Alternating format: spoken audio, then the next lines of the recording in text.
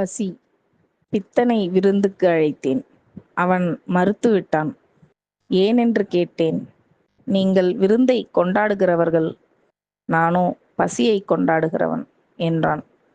அவன் மேலும் சொன்னான், பசி உங்கள் வயிற்றில் பிறப்பதாக நீங்கள் சொல்லுகிறீர்கள்.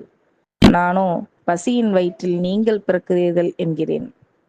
பசி உங்களை எரிக்கிறது என்று நீங்கள் சொல்லுகிறீர்கள். நானோ பசி உங்களை சமைக்கிறது என்கிறேன். பசி உங்களை அழுக்காக்குகிறது என்று நீங்கள் சொல்லுகிறீர்கள். நானோ பசிதான் உங்களை சலவை செய்கிறது என்கிறேன்.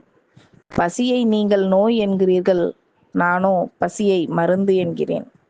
பசி உங்கள் காதை அடைக்கிறது என்று நீங்கள் சொல்லுகிறீர்கள். நானோ பசிதான் உங்கள் காதுகளை திறக்கிறது என்கிறேன்.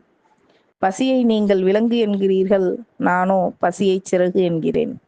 அந்த சிறகு இல்லை என்றால் நீங்கள் இந்த உயரங்களை அடைந்திருக்க மாட்டீர்கள். பசியை நீங்கள் பூட்டு என்கிறீர்கள். நானோ பசியை சாவி என்கிறேன். பூமியின் பொக்கிஷ அறைகளை பசியல்லவா திறந்து வைத்தது. பசி உங்கள் பூக்களை மேய்ந்து விடுகிறது என்று நீங்கள் சொல்லுகிறீர்கள். நானோ அதுதான் புரட்சி விதைகளை தூவுகிறது என்கிறேன். மனிதர்களே, பசியால் கர்ப்பமடையுங்கள்.